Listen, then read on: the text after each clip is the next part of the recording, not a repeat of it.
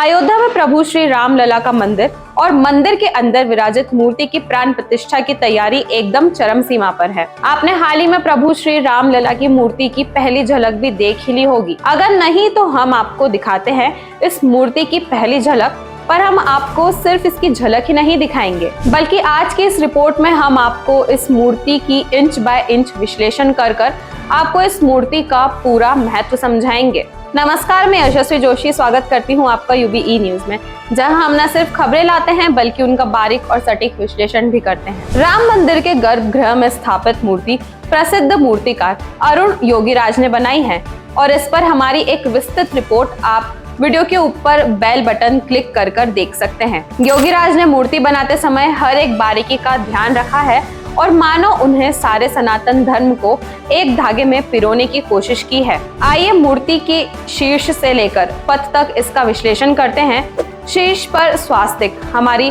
संस्कृति वैदिक परंपरा का प्रमुख चिन्ह है। ओम हमारी सनातन धर्म की परंपरा का प्रतीक है।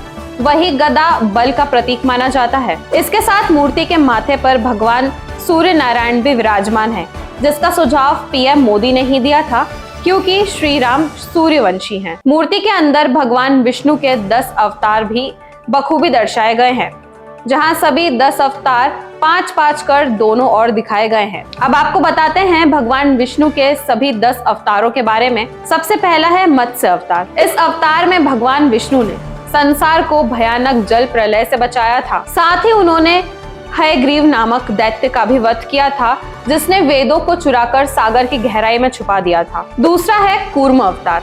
देवताओं और दानवों के बीच समुद्र मंथन के दौरान भगवानों की सहायता करने के लिए भगवान विष्णु ने कूर्म अवतार लिया था। तीसरा है वराह अवतार।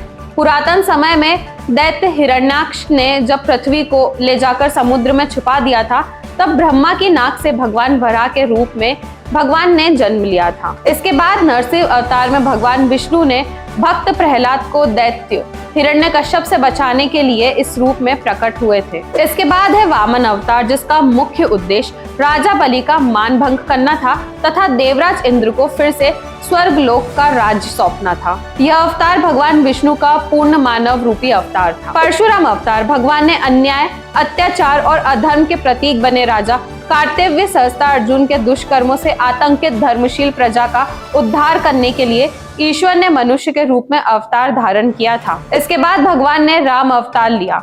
उन्हें भगवान विष्णु का 7वां अवतार माना जाता है। इतना ही नहीं, धरती पर मर्यादा का संदेश देने के लिए भगवान राम ने जन्म लिया था। सांसारिक प्रक्रिया के तहत भगवान राम ने अपनी माँ की कोख से जन्म लिया था। इसके बाद भगवान ने 8वां अवतार लिया श्री कृष्ण के रूप में, जहाँ हिंदू मान्यता के अनुसार पृथ्वी पर जब जब धर्म की हानि होती है और अधर्म का अत्याचार बढ़ता है, तो उसे खत्म करने के लिए पृथ्वी पर ईश्वर का अवतार होता है।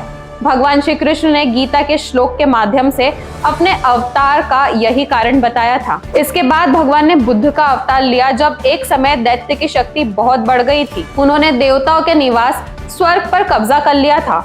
देवता दैत्यों के सामने कमजोर पड़ने लगे। तब भगवान विष्णु जी ने देवताओं के हित के लिए भगवान बुद्ध का रूप धारण किया था। आखिर में है भगवान का कल्कि रूप, जिसके अनुसार यह माना गया है कि अधर्म को खत्म करने और सतयुग की पुनः स्थापना के लिए भगवान का यह अवतार होगा।